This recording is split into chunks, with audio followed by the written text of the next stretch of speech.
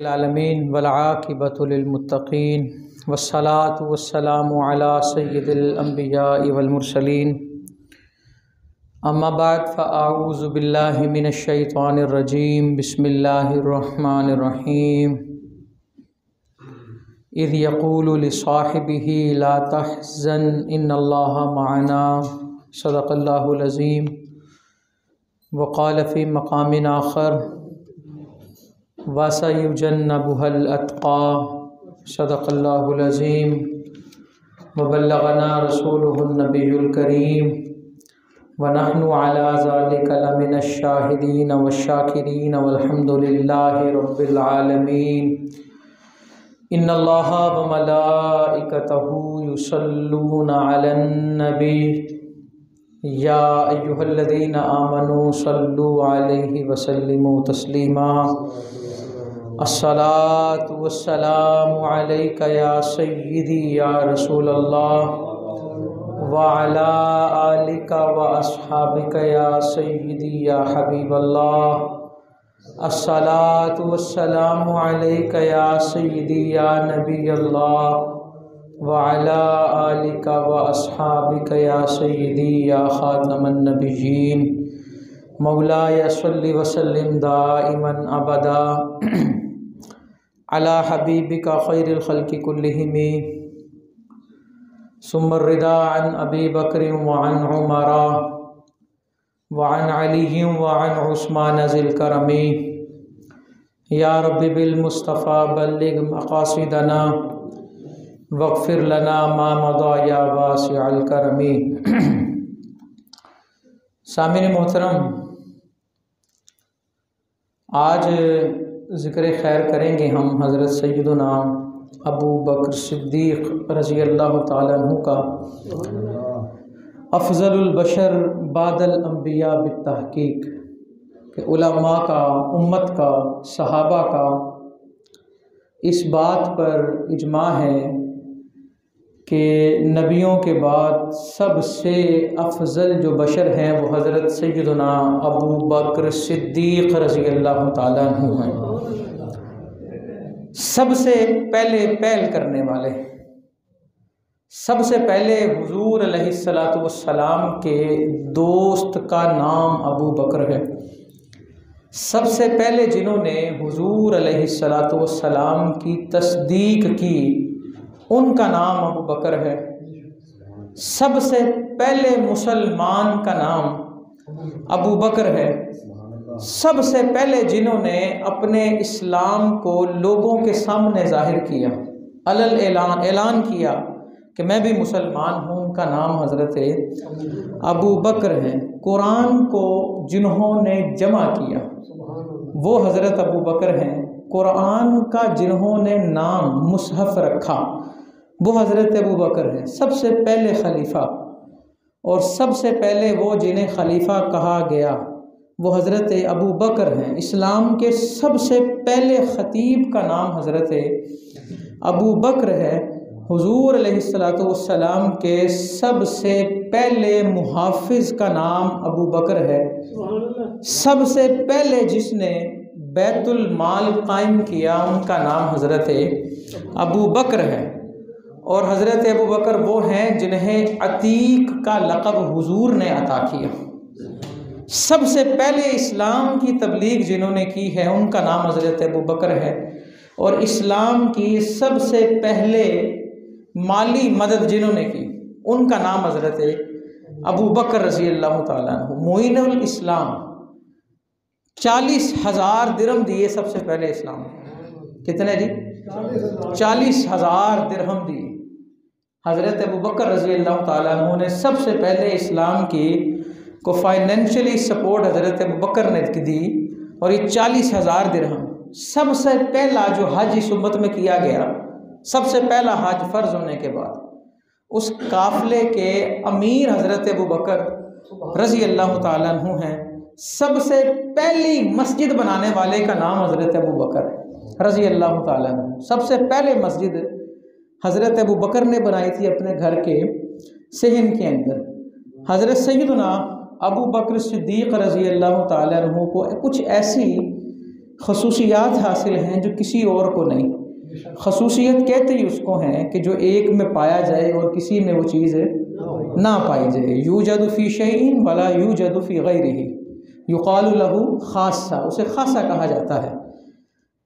آپ کی خصوصیت یہ ہے کہ حضور کی ہجرت کے ساتھی ہیں، رفیق ہجرت ہیں، حضور علیہ الصلوۃ والسلام کے ہجرت کے ساتھی ہیں، اور غار کے یار بھی ہیں اور مزار کے یار بھی ہیں۔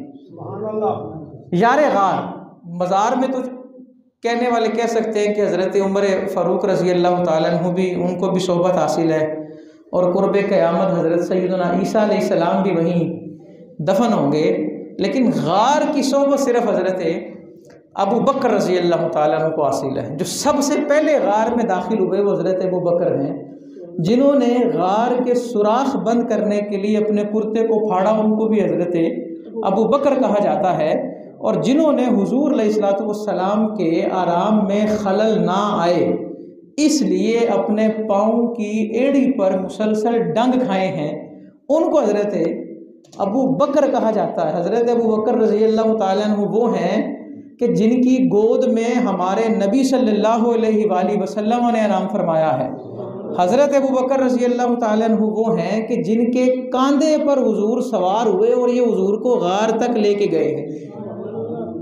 اب دیکھیں نا، حضور علیہ الصلوۃ والسلام کے بارے قرآن میں موجود ہے، لا اقسم بہذا البلد وانت حل بہذا البلد۔ اللہ فرما رہا ہے کہ میں اس شہر کی قسم اسی لیے کھاتا ہوں کہ محبوب آپ اس شہر میں چلتے پھرتے ہیں، کہ آپ کے قدم یہاں آتے ہیں، حضور کے قدم جس زمین پہ پڑے رب اس کی قسم کھاتا ہے، حضور کے قدم جن کاندھوں پہ آئے ہیں رب نے ان کی قسم نہیں کھائی ہوگی۔ بڑا مقام ہے، بڑا مرتبہ ہے۔ حضرت سیدنا ابو بکر صدیق رضی اللہ تعالیٰ عنہ کو یہ اعزاز حاصل ہے کہ حضور علیہ الصلوۃ والسلام کی موجودگی میں امت کی امامت کرائی ہے انہوں نے، اور کئی مرتبہ ایسا ہوا، کئی دفعہ ایسا ہوا امت کی امامت حضرت ابو بکر رضی اللہ تعالیٰ عنہ نے۔ اور ان کا ایک اعزاز یہ بھی ہے کہ یہ نماز پڑھا رہے تھے اور دوران نماز حضور تشریف لے آئے، تو حضور علیہ الصلوۃ والسلام کو جب آتا دیکھا تو حضرت ابو بکر پیچھے ہٹ گئے، یعنی کہ حضور علیہ الصلوۃ والسلام نے صرف حضرت ابو بکر کو نماز پڑھائی، اور حضرت ابو بکر رضی اللہ تعالیٰ عنہ نے باقیوں کو نماز پڑھائی، یعنی کہ دو امامتیں ہوئیں ایک ہی نماز کی۔ یہ حضرت ابو بکر رضی اللہ تعالیٰ عنہ کا اعزاز ہے، اور آپ کی خصوصیت یہ ہے کہ اللہ نے آپ کو یہ شان عطا کی ہے کہ آپ حضرت جبریل امین کی گفتگو سن لیا کرتے تھے، حضرت جبریل کی گفتگو سن لیا کرتے تھے۔ یہ حضرت ابو بکر رضی اللہ عنہ کا اعزاز ہے، اور حضور علیہ الصلوۃ والسلام کے وزیر خاص کا نام حضرت ابو بکر ہے، خاص وزیر۔ حضور علیہ الصلوۃ والسلام نے ارشاد فرمایا میرے 4 وزیر ہیں، مفہوم اس کا یہ ہے 2 زمین میں ہیں اور 2 آسمانوں میں ہیں۔ زمین میں جو 2 وزیر ہیں ان میں جو خاص وزیر ہیں، جو سینئر وزیر ہیں، وہ حضرت سیدنا ابو بکر صدیق رضی اللہ تعالی عنہ ہیں۔ حضرت ابو بکر صدیق رضی اللہ تعالی عنہ سے محبت کرنا ساری امت پر واجب ہے۔ ایک حدیث کا مفہوم ہے، حضور علیہ الصلوۃ والسلام نے ارشاد فرمایا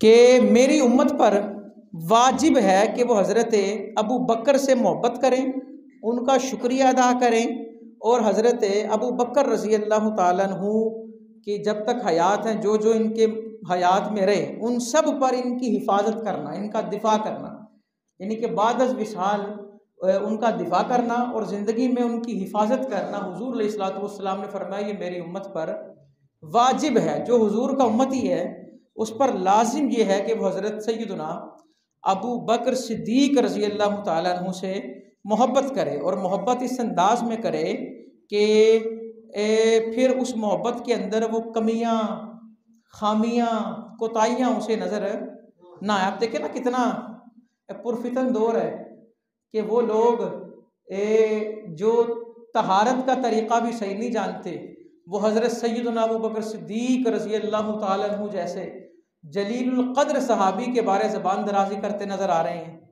اور ہم سنتے نظر آ رہے ہیں اور ہم پھر آگے سے پوچھتے ہیں کہ جناب یہ جو انہوں نے بات کی ہے یہ کیا ہے، تو لہٰذا دیکھنا چاہیے قطعاً اس مجلس کا، محفل کا حصہ نہیں بننا ہم نے جہاں پر صحابہ کے بارے زبان درازی کی جاتی ہو، کسی بھی صحابی کے بارے تان و تشنیع سے کام لیا جاتا ہو، اس محفل کا حصہ ہم نے نہیں بننا۔ وہ چاہے وہ کوئی ہمارے بڑے مشہور شخصیت ہوں، کسی بھی حوالے سے، سیاسی، سماجی، مذہبی، کسی بھی حوالے سے کوئی نامور شخصیت ہی کیوں نہ ہو، لیکن وہ اگر حضور کے صحابہ کے بارے زبان درازی کرے تو ہمارا ان سے کوئی تعلق نہیں ہے۔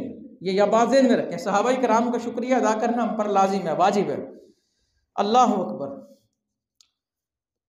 حضرت سیدنا، یہ بات میں نے پہلے کئی دفعہ عرض کیا، پھر دوبارہ عرض کرتا ہوں تاکہ ربط قائم ہو۔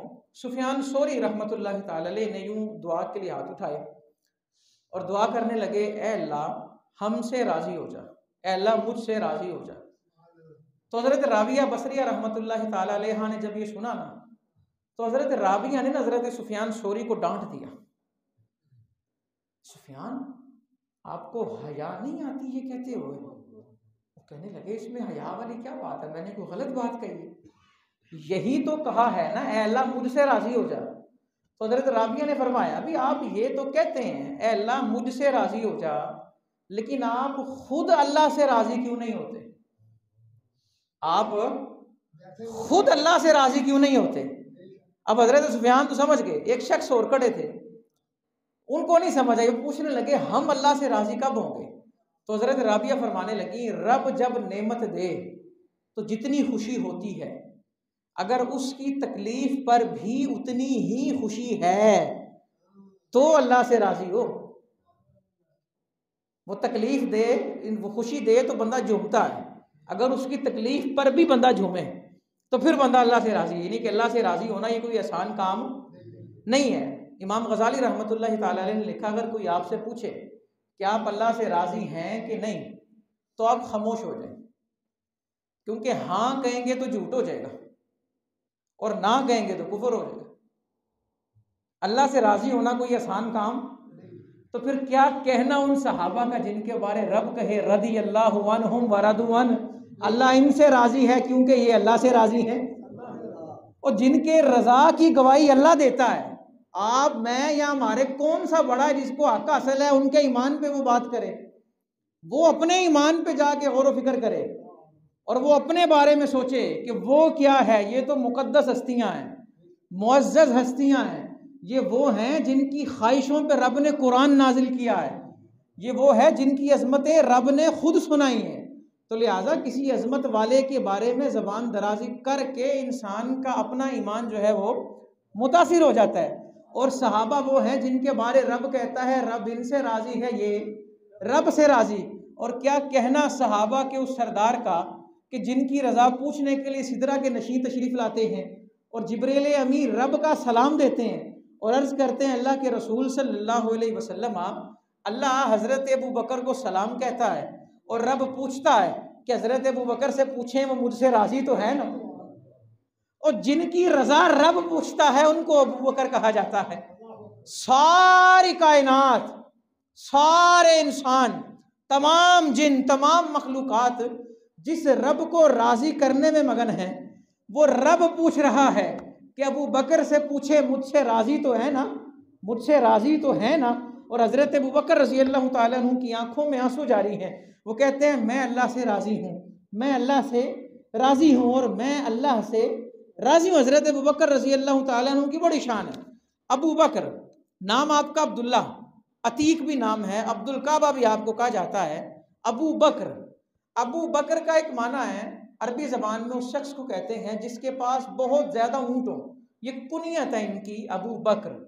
اچھا جی، جس کے پاس بہت زیادہ اونٹ ہوں اس کو ابو بکر کہتے ہیں۔ یا پھر ابو بکر کا ایک معنی ہے وہ شخص جو ہر کام میں پہل کرے، جو ہر کام میں، اور پہل وہ کرتا ہے جو عشق میں عقل کو ترجیح نہیں دیتا، بے خطر کود پڑا آتش نمرود میں عشق، عقل ہے محو تماشائے لبے بام ابھی۔ ابو بکر کہتے ہی اس کو ہیں جو ہر چیز میں پہل کرنے والے، لوگ سوچ رہے ہیں اور یہ کام کر گزرے، اسے ابو بکر کہا جاتا ہے۔ اور ایک اور اگر تاریخ پڑھے تو ہمیں یہ بھی ملتا ہے کہ وہ شخص جس کے اندر اچھے اوصاف ہوں، خصائل حمیدہ ہوں، اچھی خصلتیں ہوں، ان کی وجہ سے بھی شخص کی کنیت ابو بکر ہوتی ہے، اور حضرت سیدنا ابو بکر صدیق۔ اچھا یاد رکھیں، عربی زبان میں دو لفظ استعمال ہوتے ہیں، ایک ہوتا ہے صدیق اور ایک ہوتا ہے صدیق، دونوں میں فرق ہے۔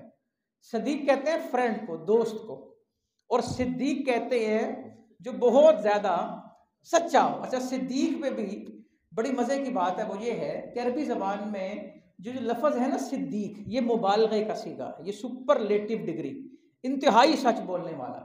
عام سچے کو کہتے ہیں صادق۔ کیا کہتے ہیں؟ صادق۔ یعنی کہ یہ کہا جاتا ہے کہ صادق وہ ہے کہ وہ بات کہے جو سچ ہو۔ صادق کون ہوتا ہے؟ کہ ایسا شخص جو وہ بات کہے جو سچ ہو، اور صدیق وہ ہوتا ہے کہ جو کہہ دے رب اس کو سچ کر دیتا ہے، رب اس کو سچ کر دیتا ہے، اس کو صدیق کہا جاتا ہے۔ اور ان کو یہ مرتبہ کیوں ملا؟ کیونکہ انہوں نے بغیر دلیل کے، بغیر کسی ثبوت کے حضور علیہ السلام کو سچا کہا ہے۔ کہا عقل میں بات آئے یا نہ آئے، پوسیبل ہے یا نہیں، امکانات کے دائرے میں بات آتی ہے یا نہیں آتی، لیکن جب میرے یار کی زبان سے نکل گیا ہے تو حق بھی یہی ہے اور سچ بھی یہی ہے۔ اس وجہ سے اللہ نے صدیق کا مرتبہ بھی عطا کیا، اور صدیق کا لقب، صدیق ایک مرتبہ ہے، یہ مرتبہ یہ کوئی عام نہیں ہے۔ نبیوں کے بعد، رسولوں نبیوں کے بعد جو مرتبہ سب سے بڑا ہے وہ صدیقین کا مرتبہ۔ قرآن بیان کرتا ہے انعم اللہ علیہم من النبیین والصدیقین، پھر تیسرا مرتبہ شہیدوں کا آتا ہے، والشہداء، اور پھر والصالحین، اولیاء کا مرتبہ آتا ہے، کہ صدیقین کا مرتبہ یہ نبیوں کے بعد ہے، اور یہ بہت اعلیٰ مرتبہ ہے۔ اللہ اکبر۔ حضور علیہ السلام نے حضرت سیدنا ابو بکر صدیق رضی اللہ تعالیٰ عنہ کو خطاب کرتے ہوئے کہا یا ابا بکر انت عتیق من النار، اے ابو بکر آپ عتیق ہیں۔ عتیق کا مطلب ہوتا ہے آزاد۔ کس چیز سے؟ جہنم سے۔ اے ابو بکر آپ کو اللہ نے جہنم سے آزاد پیدا کیا ہے۔ اور حضرت سیدنا ابو بکر صدیق رضی اللہ تعالیٰ عنہ کی شان یہ ہے کہ آپ خود فرماتے ہیں کہ میں تب تک جنت میں داخل نہیں ہوں گا جب تک میرے محبین جنت میں نہیں جائیں گے۔ حضرت انس ابن مالک روایت کرتے ہیں اس حدیث کو، وہ کہتے ہیں معراج کی رات حضور علیہ السلام نے حضرت جبریل سے پوچھا، اے جبریل بتاؤ یہ جو مجھے تم نے جنت بھی دکھائی ہے، جہنم بھی دکھائی ہے، یہ میزان بھی دکھایا ہے جس پر عمل تلتے ہیں، یہ بتاؤ کیا میری ساری امت کا حساب ہوگا؟ تو حضرت جبریل عرض کرنے لگے یا رسول اللہ صلی اللہ علیہ وآلہ وسلم سب کا حساب ہوگا، لیکن حضرت ابو بکر کا حساب نہیں ہوگا۔ حضرت ابو بکر کا حساب نہیں ہوگا، وہ حساب میں ہے ہی نہیں۔ اور حضرت ابو بکر کو کہا جائے گا جنت میں چلے جائیں، وہ کہیں گے نہیں، تب تک نہیں جاؤں گا جب تک مجھ سے محبت کرنے والے بھی جنت میں داخل نہ ہو جائے۔ تو حضرت ابو بکر رضی اللہ تعالیٰ عنہ کی محبت ایمان کا حصہ۔ حضور علیہ السلام نے فرمایا یہ جو حوض کوثر کے بارے، حوض کوثر ایسا پانی ہے کہ جو ایک دفعہ ایک گھونٹ پی لے گا نا اسے کبھی پیاس نہیں لگے گی، ایک گھونٹ ایک قطرہ پی لے اسے کبھی پیاس۔ اور حوض کوثر اتنا بڑا یہ پانی کا تالاب ہے کہ اس کے جو پیالوں کی تعداد ہے، اس کے حوض کوثر کے پیالوں کی جو تعداد ہے یہ آسمان کے ستاروں سے زیادہ ہے، اور آسمان کے ستارے انگنت ہیں، گنے ہی نہیں جا سکتے جتنے ہیں، روز پیدا ہوتے ہیں، ان سے زیادہ تعداد اس کے پیالوں کی۔ اور حوض کوثر کتنا بڑا ہوگا، اور وہاں پر جنہیں یہ اختیار دیا جائے گا کہ آپ نے جام بھر بھر کے پلانے ہیں، وہ حضرت سیدنا مولا علی کرم اللہ تعالی وجہ الکریم۔ حضور علیہ السلام نے حضرت علی شیر خدا کی یہ ڈیوٹی لگائی ہے کہ حوض کوثر کے پیالے میری امت کو پلانے ہیں، اور حضرت علی نے فرمایا اللہ کی قسم میں اس شخص کو ایک قطرہ نہیں دوں گا جو مجھے تو مانتا ہوگا لیکن ابو بکر کو نہیں مانتا ہوگا۔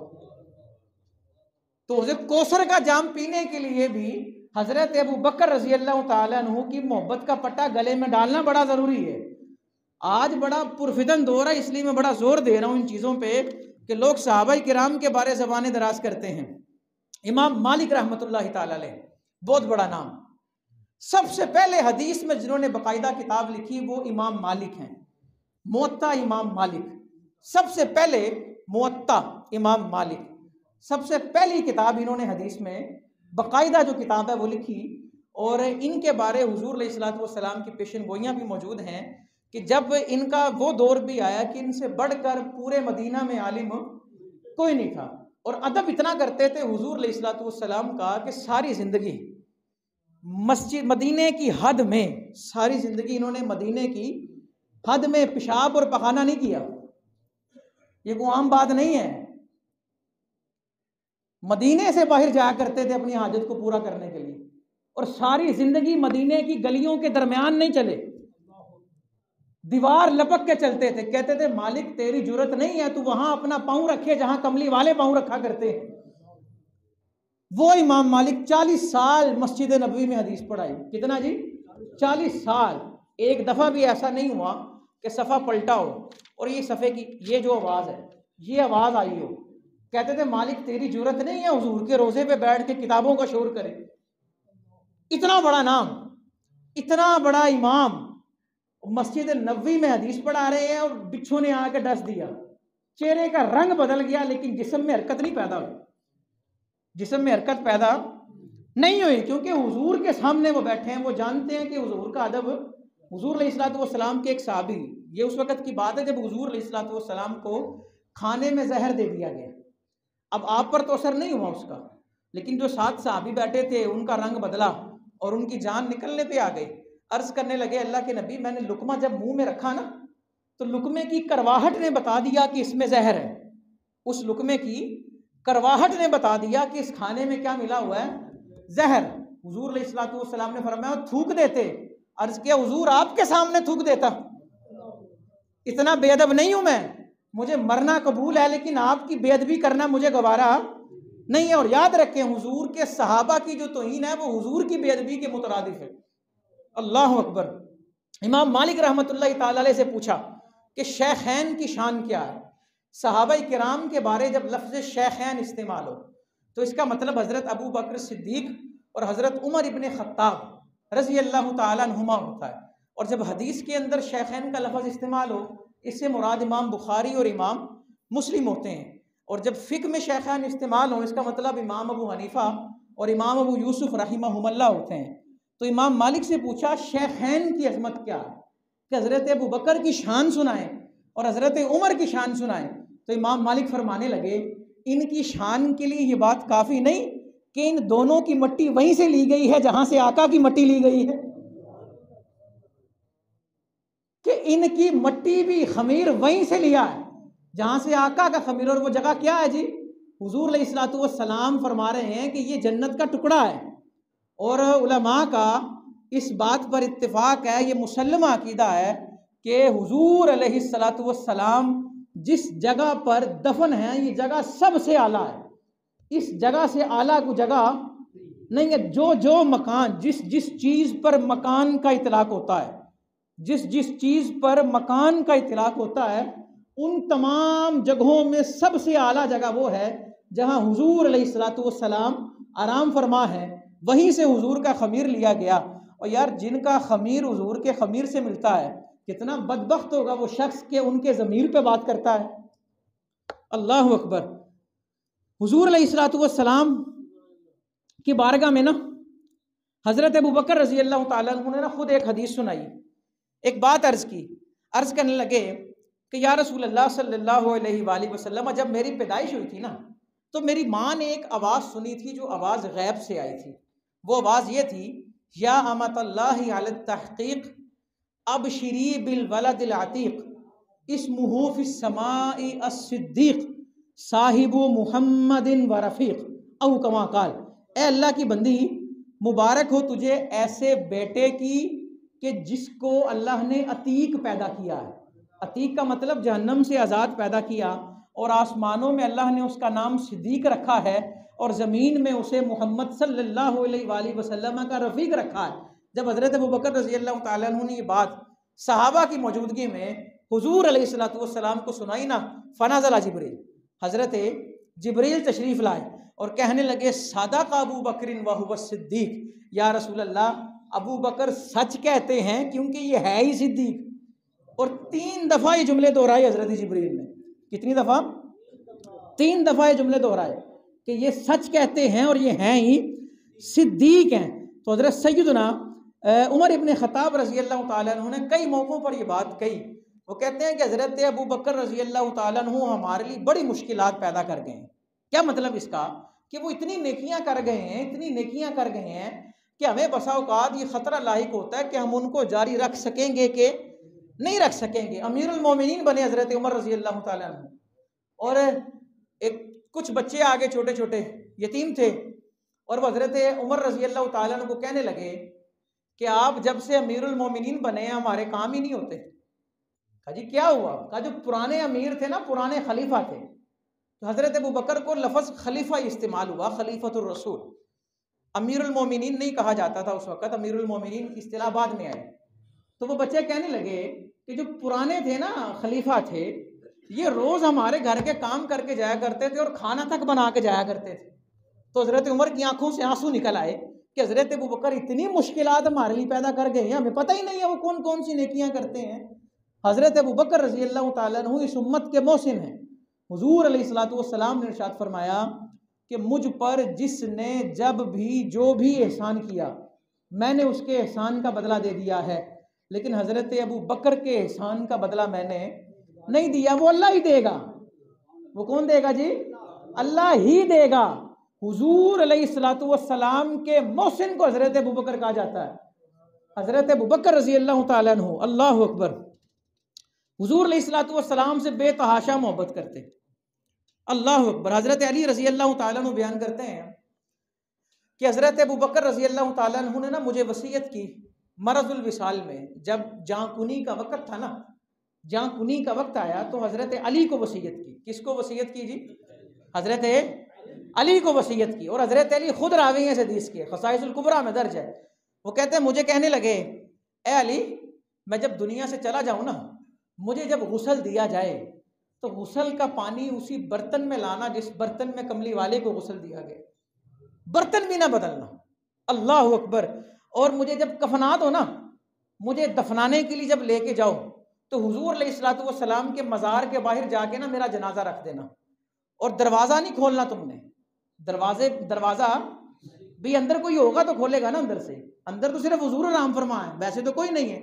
اور اے علی، آپ نے دروازہ باہر سے نہیں کھولنا، آپ نے صرف اتنا کہنا ہے یا رسول اللہ ھذا ابو بکر یستاذن، یا رسول اللہ ابو بکر آئے ہیں اور اندر آنے کی اجازت مانگتے ہیں، اندر آنے کی اجازت مانگتے ہیں۔ حضرت ابو بکر کی تو روح نکل گئی نا، اور یہ کون کہہ رہے ہیں؟ حضرت علی۔ اور حضرت ابو بکر وصیت کر رہے ہیں اے علی یہ کہنا ھذا ابو بکر یستاذن، یا رسول اللہ صلی اللہ علیہ وآلہ وسلم، ابو بکر آئے ہیں اور اندر آنے کی اجازت مانگتے ہیں، تو قبر اگر دروازہ کھل جائے، اجازت مل جائے تو مجھے وہاں دفن کر دینا، اور اگر اجازت نہ ملے تو مجھے بقیع میں لے جانا، مجھے بقیع میں لے جانا۔ باقی سنیں، مولا علی کرم اللہ تعالیٰ کہتے ہیں جب جنازہ ہم لے گئے، غسل دے دیا، کفنا دیا، ہم حضور کے روضے پہ گئے نا، تو میں نے سلام عرض کیا اور عرض کیا ھذا ابو بکر یستاذن، تو دروازہ بھی کھلا، اور قبر انور سے آواز آتی ہے ادخلوا الحبیب الی الحبیب، او اب دیر نہ کرو، یار بڑی دیر سے اپنے یار کی ملاقات کو مشتاق ہے، منتظر ہے، بڑی دیر سے انتظار ہے اس بات کا کہ آج میرا دوست مجھ سے ملنے آ رہا ہے۔ یعنی کہ حضور علیہ الصلوۃ والسلام بعد از وصال حضرت ابو بکر رضی اللہ تعالیٰ عنہ کا انتظار کر رہے ہیں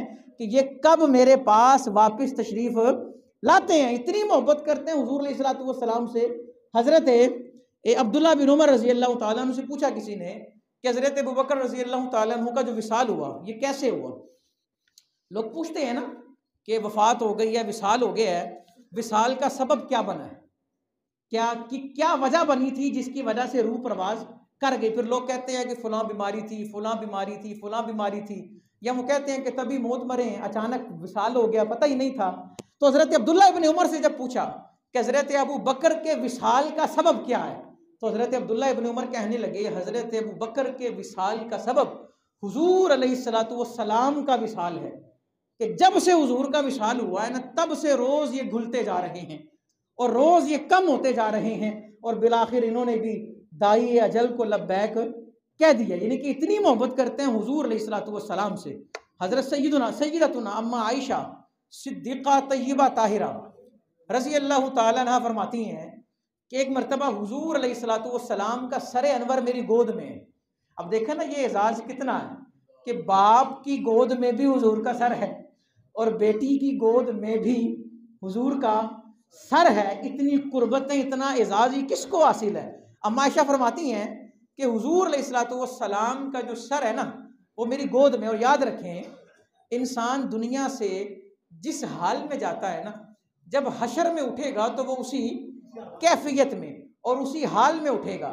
حضور علیہ الصلوۃ والسلام کا جب وصال پر ملال ہوا تو آپ کس کیفیت میں تھے کہ آپ کا سر اما عائشہ رضی اللہ تعالیٰ عنہ کی گود میں تھا۔ مطلب کیا ہے کہ جب اٹھیں گے تو آپ کا سر اما عائشہ کی گود میں ہوگا، اور جن کی گود میں حضور کا سر ہے وہ بندہ اپنے آپ کو مسلمان سمجھے کہ جو ان کے بارے زبان درازی کرے جن کی گود میں حضور کا سر ہے، اسے اپنے ایمان پہ سوچنا چاہیے۔ وہ اپنے ایمان کا ٹھیکیدار ہے، ذمہ دار ہے، وہ کسی کو چھوڑے، اپنا دیکھے کہ وہ خود کیا ہے اور وہ کیا کر رہا ہے۔ اما عائشہ فرماتی ہیں میری گود میں حضور کا سر ہے اور روشن رات ہے۔ رات کیا ہے جی؟ یار رات کو روشن کہہ رہی ہیں، رات تو ہوتی تاریک ہے۔ رات کہتے ہیں کس کو ہیں جی؟ اندھیرے کو، لیکن یہ کہہ رہی ہیں رات روشن ہے۔ کیا مطلب اس کا؟ اور جب وہ کہ جن کے نور کے صدقے اللہ نے ہر نور پیدا کیا ہے وہ رات میں بھی جلوہ فرما ہوتے ہیں، تو وہ رات تاریکیوں والی نہیں ہوتی، وہ روشنیوں والی ہوتی ہے، اور وہ رات روشنیوں والی ہوتی ہے۔ میں آپ کو ایک بات عرض کرتا ہوں، یہ وہ بات ہے جو خود اپنی دیکھی ہوئی بات ہے۔ اتفاق ہوا، سعادت نصیب ہوئی ابوا شریف حاضر ہونے کی۔ ابوا یہ وہ شہر ہے جہاں پہ حضور علیہ الصلوۃ والسلام کی والدہ حضرت سیدہ آمینہ رضی اللہ تعالیٰ عنہ کا مزار ہے، جہاں ان کی قبر مبارک ہے، وہ دو پہاڑیوں کے اوپر جا کے۔ اب وہاں کی کیفیت یہ ہے، اب وہاں پر تو ویسے پابندی لگائی ہوئی ہے کہ وہاں جو جائے گا اس کو جرمانہ بھی ہوگا، پتہ نہیں وہ کہتے ہیں شرک بھی ہو جاتا ہے، اور اس پہاڑی پہ کالا تیل بھی ڈالا ہوا کہ وہ چڑھ ہی نہ سکے، لیکن چڑھنے والے چڑھ جاتے ہیں۔ لیکن وہاں پہ جب ہم گئے تو ہمیں پتہ لگا کہ ہمارے سے پہلے بھی کوئی ہو کے گزرا ہے، کیونکہ مزار کے اوپر وہ پودینہ ڈلا ہوا تھا تازہ، اور اس کی خوشبو آ رہی تھی، اور وہاں پہ ہم نے یہ منظر دیکھا کہ بالکل تاریک رات ہے، اور رات کے 2 بجے ہوئے ہیں کہ 2:30 بجے ہوئے ہیں، لیکن وہاں پہ ستاروں کی اتنی روشنی ہے کہ وہ روشنی لائٹوں کی بھی نہیں ہوتی، اور بالکل قبر جہاں پر ہے نا اس کے اوپر روشنی پڑ رہی ہے، اور وہ منظر ناقابل بیاں۔ عرب کے تارے تو ویسے ہی بڑے مشہور ہیں، عرب کے تارے بڑے مشہور ہیں، لیکن وہ جو تارے جو حضرت آمینہ کے مزار پہ روشنی کر رہے ہیں نا، دیکھ کے یہی لگتا ہے کہ جیسے ان کی ڈیوٹی اللہ نے یہ لگا رکھی ہے کہ یہاں پر اس کو روشن رکھنا ہے۔ تو بات یہ ہو رہی ہے، عائشہ رضی اللہ تعالیٰ عنہ کہہ رہی ہیں کہ حضور کا سر میری گود میں ہے، وقت رات کا ہے، لیکن رات بڑی روشن ہے، رات بڑی۔ یہ جو محبت والے ہوتے ہیں نا، یہ بات اس انداز میں کرتے ہیں کہ محبت کے پہلو اجاگر ہوں۔ کیا مطلب؟ کہ حضور علیہ الصلوۃ والسلام رات میں بھی جلوہ گر ہوں تو رات کی تاریکیاں حضور کے نور کے آگے پھیکی پڑتی ہیں، وہ رات بھی تاریک نہیں رہتی، وہ رات بھی روشن ہو جاتی ہے۔ اور فرمایا آسمان کے ستاروں کو نا میں دیکھنے لگی، رات روشن تھی، آسمان کے ستاروں کو دیکھنے لگی۔ اچھا، رات کے روشن ہونے کا ایک معنی یہ بھی ہے کہ بادل وغیرہ نہیں تھے، آسمان بالکل صاف تھا، ستارے بھی چمک رہے تھے، چاند بھی چمک رہا تھا، اور ستارے نظر آئے مجھے۔ عرب کے اندر ستارے ایسے لگتا ہے جیسے بہت زیادہ ہیں، کیونکہ وہاں پہ کچھ سسٹم ایسا ہے، یا آسمان کے معاملات کچھ ایسے ہیں کہ تارے بہت زیادہ ہیں۔ اما عائشہ فرماتی ہیں کہ میں نے نا پوچھ لیا، یا رسول اللہ صلی اللہ علیہ وسلم، آپ کی امت میں کیا کوئی ایسا شخص بھی ہے کہ جس کی نیکیاں ان ستاروں سے بھی زیادہ ہیں، کہ جس کی نیکیاں ان ستاروں سے بھی زیادہ ہیں، جن کی نیکیاں ان ستاروں سے بھی، ستارے پیدا ہو رہے ہیں روز، نہ جانے کتنے ستارے ہیں، اور نہ جانے قیامت تک کتنے ستارے ہوں گے، کتنے ہوں گے۔ یا رسول اللہ ان ستاروں سے زیادہ نیکیاں کسی کی؟ تو حضور علیہ الصلوۃ والسلام فرمانے لگے ہاں، ان ستاروں سے زیادہ نیکیاں اگر دیکھنی ہیں تو حضرت عمر ابن خطاب کی نیکیاں دیکھو، حضرت عمر ابن خطاب کی۔ اللہ اکبر۔ اما عائشہ عرض کرنے لگی حضور یا رسول اللہ صلی اللہ علیہ وآلہ وسلم یہ تو نیکیاں ہوگی نا حضرت عمر کی، اب یہ بتائیں کہ میرے والد حضرت ابو بکر رضی اللہ تعالیٰ عنہ کی نیکیوں کا عالم کیا ہے، وہ نیکیوں کے کس درجے میں؟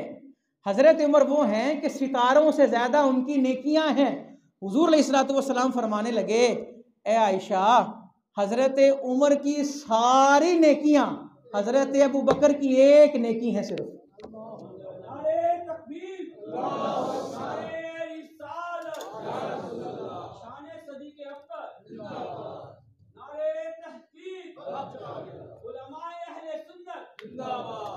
حضرت سیدنا ابو بکر صدیق کی شان کیا کہ حضرت عمر کی ساری نیکیوں میں سے ایک نیکی، اور امام غزالی نے ایک روایت نقل کی کہ میں سعادت میں درج ہے کہ حضور علیہ الصلوۃ والسلام نے فرمایا حضرت عمر کو خطاب کرتے ہوئے، اے عمر، انتا حسنۃ من حسنات ابی بکر، اے عمر آپ حضرت ابو بکر کی ساری نیکیوں میں سے ایک نیکی ہیں۔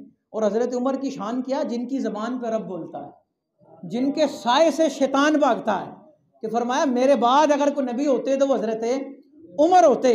وہ حضرت عمر کے جن کی وجہ سے کفر کانپ اٹھا، جن کی وجہ سے قرآن کی آیتیں نازل ہوئیں، جن کی سنت حج میں طواف میں ہم زندہ کرتے ہیں، وہ حضرت عمر حضرت ابو بکر کی نیکیوں میں سے ایک نیکی ہے۔ تو ذرا اندازہ کریں نا حضرت ابو بکر کی نیکیوں کا عالم کتنا ہوگا، ان کا انداز کتنا ہوگا۔ حضرت ابو بکر سے پوچھا کہ آپ چاہتے کیا ہیں؟ وہ کہتے ہیں میری 3 خواہشیں ہیں۔ کتنی جی؟ 3 خواہشیں۔ حضرت ابو بکر رضی اللہ تعالیٰ عنہ کہنے لگے مجھے 3 چیزیں ہیں جو میری خواہش ہے۔ نمبر 1، اچھا یہ پوچھا سوال کس نے؟ حضور علیہ الصلوۃ والسلام نے۔ حضور علیہ الصلوۃ والسلام نے پوچھا ابو بکر کیا چاہتے ہو بتاؤ؟ عرض کیا حضور میری 3 خواہشیں۔ دیکھیں نا کتنی خوبصورت خواہش ہے کہ حضور سے حضور ہی کو مانگا جا رہا ہے۔ یا رسول اللہ 3 کام اگر ہو جائے نا تو مزہ آ جائے۔ ابو بکر بتاؤ کیا کام ہے؟ یا رسول اللہ النظر الیک وانفاق مالی علیک والجلوس بین یدیک۔ حضور 3 خواہشیں ہیں۔ پہلی خواہش یہ ہے کہ آنکھ میری اور چہرہ آپ کا ہو، دوسری خواہش یہ ہے کہ مال میرا ہو، خرچ آپ پہ ہو، تیسری خواہش یہ ہے کہ بس آپ کی صحبت میں ایسا بیٹھوں کہ کبھی پھر اٹھوں نہ۔ اب سوال یہ کام تو سب کرتے ہیں، دیکھتے بھی تھے، خرچ بھی کرتے تھے، بیٹھتے بھی تھے، لیکن ان خواہشوں کا مطلب کیا کہ یا رسول اللہ ایسا دیکھنا چاہتا ہوں کہ بس میں دیکھوں یا آپ دیکھیں اور کوئی اور نہ دیکھے۔ یا رسول اللہ ایسا مال خرچ کرنا چاہتا ہوں کہ کوئی اور ویسا مال خرچ کر نہ سکے۔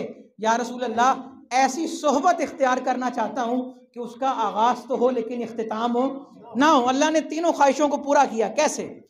اللہ اکبر، ہجرت کی رات ہے اور غار سور میں 3 دن کا قیام ہے۔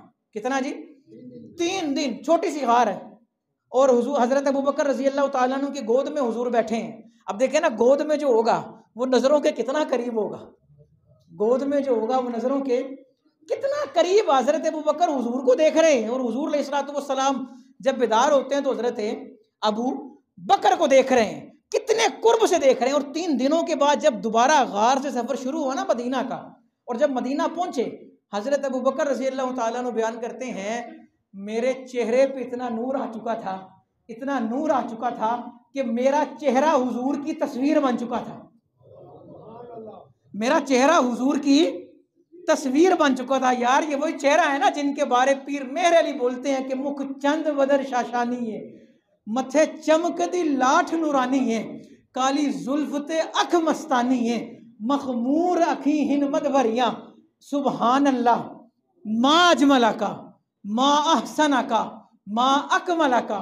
کتھے مہر علی کتھے تیری سنا، گستاخ اکھیاں کتھے جاڑیاں۔ یہ وہی چہرہ ہے نا جن کو دیکھ کر وہ دیکھنے والے کہتے ہیں کہ اللہ اکبر، کہ ایسی خوبصورتی اللہ نے کسی اور کو عطا کی ہی نہیں، ایسا سونا کسی ماں نے جنا ہی نہیں، ہر عیب سے پاک پیدا کیا، گویا رب نے آپ کو آپ کی مرضی کے مطابق بنایا۔ یہ صحابہ کا عقیدہ ہے۔ حضرت ابو بکر حضور کو دیکھ رہے ہیں اور حضور حضرت ابو بکر کو دیکھ رہے ہیں۔ اور دوسری خواہش یہ تھی حضور مال میرا ہو لیکن خرچ آپ پر ہو۔ کئی دفعہ مال خرچ کیا لیکن اس خواہش کو اللہ نے تبوک کے موقع پر پورا کیا۔ اب تبوک کا موقع ہے، حضرت عمر راوی ہیں، وہ کہتے ہیں حضور نے مال مانگا تو میں نے کہا اس دفعہ نا میں نمبر لے جاؤں گا، کیونکہ یہ وہ وقت ہے کہ جب حضرت ابوبکر کے حالات اچھے نہیں ہیں، مال ان کے پاس نہیں ہے، آسودہ زندگی بسر نہیں کر رہے. میرے پاس بڑا مال تھا، کہتے میں گھر گیا، یہ بھی پکڑ وہ بھی پکڑ، یہ بھی اٹھا وہ بھی اٹھا، فلاں چیز لے فلاں چیز لے، حضور کے قدموں میں نا ڈھیر لگا کے رکھ دیا. اللہ اکبر. حضرت عمر کہتے ہیں میں نے حضور کے قدموں میں ڈھیر لگا دیا. اب انتظار ہو رہا ہے حضرت ابوبکر رضی اللہ تعالیٰ عنہ کا. کچھ دیر گزری تو آئے ہیں، ایک بوری اٹھائے، چھوٹا سا تھیلا اٹھائے ہوئے، اور تن کا جو لباس ہے وہ بھی انتہائی سادہ، اتنا سادہ لباس کہ ببول کے کانٹوں کے بٹن بنا لیے، اور حضور کی بارگاہ میں آئے اور وہ چھوٹا سا نا تھیلا رکھ دیا. حضرت عمر رضی اللہ تعالیٰ عنہ کہتے ہیں میں اب انتظار میں ہوں کہ حضور پوچھیں بتاؤ بھی کیا کیا لائے ہو، بتاؤ بھائی کیا کیا لائے. تو میں عرض کروں حضور یہ بھی لایا ہوں، یہ بھی لایا ہوں، یہ بھی لایا ہوں. حضرت عمر رضی اللہ تعالیٰ عنہ کہتے ہیں حضور علیہ الصلوۃ والسلام نے نا سوال کا انداز ہی بدل دیا. سوال ایسا کیا مجھے یقین ہو گیا، اے عمر جتنی مرضی کوششیں کر لو، پہلا نمبر ابو بکر کا ہی تھا اور ابو بکر کا ہی رہے گا. کہتے ہیں سوال یہ بنتا تھا کہ بتاؤ کیا لائے ہو. مانگا جب مال ہے تو پوچھنا بھی تو یہی چاہیے نا، بتاؤ کتنا کتنا لائے ہو اور کیا کیا لائے ہو. کہتے ہیں حضور کہنے لگے اے عمر یہ چھوڑو کتنا لائے ہو، یہ بتاؤ کہ بچا کر کتنا آئے ہو. چھوڑ کر کے ما ابقیت لاہلی کا، ما خلفت لاہلی کا، دو طرح کے لفظ ہیں. اے عمر گھر کیا چھوڑ کے آئے ہو. حضرت عمر کہتے ہیں دبے دبے لہجے میں عرض کرنے لگا حضور آدھا لایا ہوں اور آدھا چھوڑ آیا ہوں. اب حضرت ابوبکر سے پوچھا یا ابا بکرین ما بقیت لاہلی کا او ما خلفت لاہلی کا، اے ابوبکر آپ کیا چھوڑ کے آئے ہیں. تو حضرت ابوبکر کا جواب کیا تھا، وہ کہتے ہیں بقیت لہم اللہ و رسولہ، اے اللہ کے رسول میں گھر میں مال نہیں چھوڑ کے آیا، رب اور رب کے رسول کو چھوڑ کے آیا ہوں.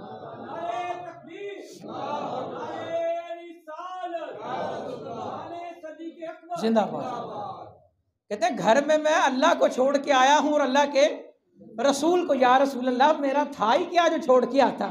حضرت ابوبکر زبان حال سے یہی کہتے ہوں گے نا کہ زمین و زماں تمہارے لیے، مکین و مکان تمہارے لیے، چنین و چنا تمہارے لیے، بنے دو جہاں تمہارے لیے، ہمائے جہاں تمہارے لیے، اٹھیں بھی وہاں تمہارے لیے، دہن میں زباں تمہارے لیے، بدن میں ہے جہاں تمہارے لیے. حضور ہمارا تھا ہی کیا، حضور میرا ہے ہی کیا.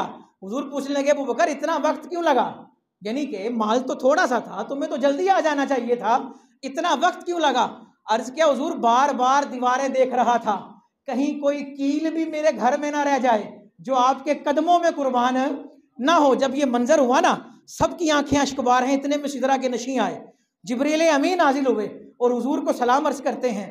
اور حضرت جبریل نے سلام کیا نا تو حضور علیہ الصلوۃ والسلام نے جواب دیا اور کہا ہے سدرہ کے نشیں تم نوریوں کے سردار ہو، یہ پہنا کیا ہوا ہے تم نے. نوریوں کے 600 پروں کے مالک ہیں جبریل، اور ایک پر کھولیں تو زمین و آسمان چھپ جائیں. اتنا بڑا ایک پر کھولیں تو زمین و آسمان چھپ جائیں. اور وہ سدرہ کے نشیں جب حضور کی بارگاہ میں آتے ہیں تو پیروں پہ بوسہ دیتے ہیں. اللہ اکبر. وہ سدرہ کے نشیں، اور انہوں نے پتا کیا پہنا ہے، انہوں نے ہو بہو وہی پہنا ہے جو حضرت ابو بکر نے حضور کی وجہ سے پہنا ہے. حضور کہنے لگے سدرہ کے نشیں یہ نوری کو کیا ہوا ہے آج، تم نے یہ ٹاٹ کہاں سے پہنے ہیں. عرض کیا حضور ایک میں ہی نہیں، آج آسمان کی طرف نظر تو اٹھائیں، عرش تک جتنے فرشتے ہیں رب نے سب کو حکم دے رکھا ہے کہ آج سب وہی پہنیں گے جو میرے یار کے نام پہ ان کے یار نے پہنا ہے.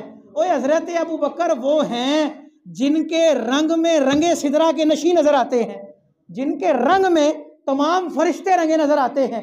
یا رسول اللہ آج فرشتوں کا وہ یونیفارم ہے جو حضرت ابو بکر نے آپ کے نام پہ پہن رکھا ہے. اور اللہ کے نبی یا رسول اللہ نے نا صدیق کے لیے سلام بھیجا ہے. حضرت جبریل کہہ رہے ہیں یا رسول اللہ نے حضرت ابوبکر صدیق کے لیے سلام بھیجا ہے. اور اللہ پوچھ رہا ہے کہ حضرت ابوبکر سے پوچھیں مجھ رب سے راضی تو ہے نا. خدا بندے سے خود پوچھے بتا تیری رضا کیا ہے، اور کی محمد سے وفا تو نے تو ہم تیرے ہیں. یہ جہاں چیز ہے کیا لوہو قلم تیرے ہیں. رب پوچھ رہا ہے کہ حضرت ابوبکر سے پوچھیں مجھ سے راضی تو ہے نا. حضرت ابوبکر کی آنکھوں سے اشک جاری ہیں. عرض کرتے ہیں میں اللہ سے راضی ہوں، میں اللہ سے راضی ہوں. یہ دوسری خواہش کو رب نے پورا کیا. اور تیسری خواہش تھی یا رسول اللہ والجلوس بین یدیک، آپ کی صحبت میں آنا چاہتا ہوں. اور یہ بعد از وصال اس خواہش کو اللہ نے پورا کیا. کہ دیکھیں بعد از وصال اس خواہش کو پورا کیا کہ آج حضرت ابوبکر صدیق کہاں ہیں؟ حضور کے قدموں میں. کہاں اٹھیں گے؟ حضور کے قدموں میں. کہ دنیا میں بھی رفیق ہیں اور دنیا کے بعد بھی رفیق ہیں. جب حضرت عمر رضی اللہ تعالیٰ عنہ بھی وہیں دفن ہوئے نا، حضرت ابوبکر رضی اللہ تعالیٰ عنہ کے پیروں میں، یعنی کہ حضور علیہ الصلوۃ والسلام کا جہاں قبر مبارک ہے نا، اس سے تھوڑا سا نیچے حضرت ابوبکر کی ہے، پھر تھوڑا سا نیچے حضرت عمر رضی اللہ تعالیٰ عنہ کا مزار ہے. اچھا ایک دفعہ نا مٹی وغیرہ ہٹی کو معاملہ ہوا، زمین سے نا ایک پاؤں نمودار ہوا. تو لوگ یہ سمجھے، صحابہ کچھ یہ سمجھے کہ یہ پاؤں جو ہے نا، وہ جس نے دیکھا اس نے صحیح سے نہیں دیکھا، وہ سمجھے کہ یہ پاؤں حضور علیہ الصلوۃ والسلام کا نمودار ہوا. اب پاؤں دیکھ کر بتانا کہ یہ کس کا ہے کام بڑا مشکل ہوتا ہے، لیکن جنہوں نے ان کو دیکھا تھا وہ آئے جب، اور جب قدم کی زیارت کی نا، کہا نہیں یہ حضور کا نہیں، یہ تو حضرت ابوبکر کا پاؤں ہے. اور وہ جانتے ہیں کہ یہ کیا ہے. اللہ اکبر. اللہ رب العزت نے تیسری خواہش کو بعد از وصال پورا کیا. مولا علی کرم اللہ تعالیٰ وجہ الکریم کہتے ہیں کہ جب حضرت عمر بھی یہیں دفن ہوئے نا، تو حضرت علی رضی اللہ تعالیٰ عنہ نے یہ نعرہ لگانا شروع کر دیا کہ میں جانتا تھا یہی ہوگا. I knew it. میں جانتا تھا. صحابہ پوچھنے لگے بھی کیا جانتے تھے آپ؟ کہا میں جانتا تھا کہ یہ تینوں اکٹھے دفن ہوں گے. وہ کہنے لگے علی آپ کیسے جانتے تھے؟ وہ کہنے لگے میں نے جب بھی حضور کی زبان سے سنا تو یہی تو سنا نا، میں ابو بکر اور عمر، میں تھا ابو بکر تھے اور عمر تھا، میں نے کہا ابو بکر نے کہا اور عمر نے کہا. میں نے اتنی مرتبہ حضور علیہ الصلوۃ والسلام کی زبان پہ ان کا نام سنا، اور جہاں پر بھی حضور جاتے تھے یہ دونوں ساتھ ہوتے تھے. مجھے یہ یقین ہو گیا تھا کہ جس طرح زندگی میں یہ ساتھ ہیں، بعد از وصال بھی اللہ ان کو جدا نہیں کرے گا. یار آج وہ بندہ حضرت ابو بکر اور حضرت عمر کے بارے زبان درازی کرے، اسے عقل ہوش کے ناخن لینے چاہیے کہ حضرت ابو بکر اور حضرت عمر جہاں ہیں نا، وہاں صرف درود اور سلام جاتے ہیں. وہاں صرف درود اور وہاں صرف سلام جاتے ہیں. اس جگہ پہ 70,000 صبح جاتے ہیں اور 70,000 شام جاتے ہیں. اور جو ایک دفعہ چلا گیا معصوم وہ دوبارہ جا نہیں سکتا، اس کی دوبارہ باری نہیں آئے گی. اور یہ کرم کملی والے کا ہم پر ہے نا کہ معصوم زندگی میں ایک بار اور آسی بار بار اعلیٰ حضرت رحمت اللہ تعالی علیہ نے یہی بات کہی نا کہ معصوموں کو ہے زندگی میں فقط ایک بار، اور آسی پڑے رہیں تو صلاح عمر بھر کی ہے. صلاح کہتے ہیں بلاوے کو، پکار کو، کہ آسیوں کو صدا جو دیا جا رہا ہے ہمیشہ کے لیے آ جاؤ کوئی گل نہیں. معصوم جو گناہ کر ہی نہیں سکتے زندگی میں ایک بار، اور وہ بھی ایک لمحے آئیں گے، سلام درود پڑا اور چلے گئے بس. اور آسی جائیں بیٹھے رہیں پڑے رہیں، وہاں سے کون اٹھائے گا انہیں؟ بوسائے در سے نہ روک انہیں یا درباں، خود نہیں آئے یہ مہمان بلائے ہوئے ہیں. اور کہاں کا منصب کہاں کی دولت، قسم خدا کی یہ ہے حقیقت. جنہیں بلایا ہے مصطفیٰ نے وہی مدینے کو جا رہے ہیں. کہ حضرت ابو بکر وہاں ہیں جہاں صرف درود جاتا ہے، جہاں صرف سلام جاتا ہے. اور وہ جگہ اتنی اعلیٰ ہے کہ ہر وقت رب کا درود آتا ہے، ہر وقت فرشتوں کا درود آتا ہے. اور یہ اس جگہ پر ہیں، اس مقام پر ہیں جہاں پر ساری مخلوق اپنی فریاد لے کر جاتی ہے، جہاں پر ساری ٹولیاں اپنی منتیں لے کر جاتے ہیں، اپنی دعائیں کرانے جاتے ہیں، اپنی گزارشات لے کے جاتے ہیں. تو لہٰذا سمجھنا چاہیے کہ حضرت ابو بکر رضی اللہ تعالیٰ عنہ کو اللہ نے کیا شان عطا کی ہے اور کیا مقام عطا کیا ہے.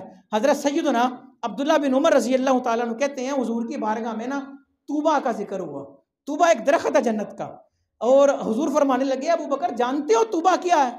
عرض کیا حضور آپ بہتر جانے ہی اللہ. کہا یہ جنت کا درخت ہے، اس کی چوڑائی اتنی ہے کہ اس کو میئر ہی نہیں کیا جا سکتا.